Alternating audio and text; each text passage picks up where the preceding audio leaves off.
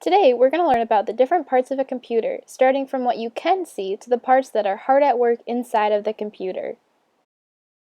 Even if you're not a computer major, it's important to know about a computer's components.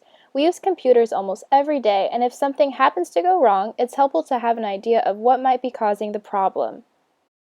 Let's get started with learning the external parts of the computer. The first external computer part is the monitor. The monitor is a display screen that is used to provide visual output from a computer.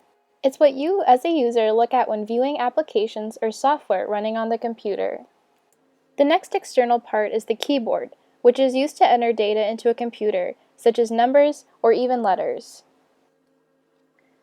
The mouse is used to move a cursor and click different features in the computer screen. Lastly, we have speakers. Speakers are a common output device which receive input from the computer and output it as audible sound.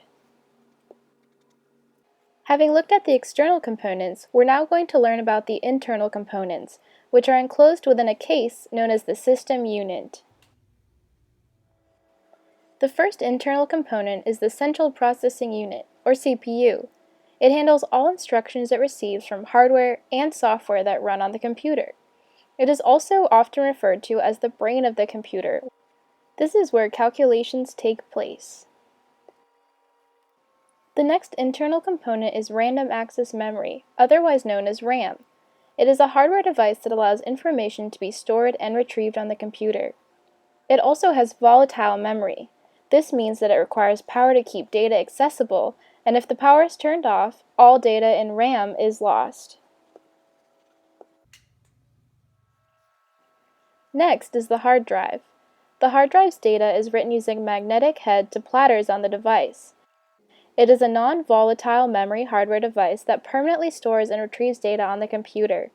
Unlike RAM, the hard drive keeps all stored information even when the power is turned off. Moving away from memory, we have the graphics card. The graphics card is a type of card installed within the computer to display graphical data with high clarity, color, definition, and appearance. It provides high-quality visual display, which is especially useful as playing games or running graphic-intense software. It includes a dedicated graphical processing unit and RAM to help it produce graphical data quickly. One of the most important internal components is the motherboard. The motherboard is the main circuit board of the computer.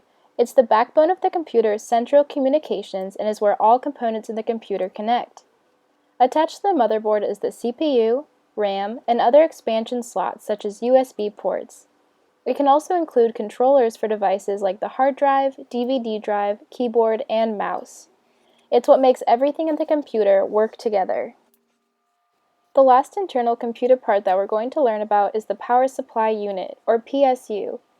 It's used to convert the power provided from an outlet into usable power for the parts within the computer's case.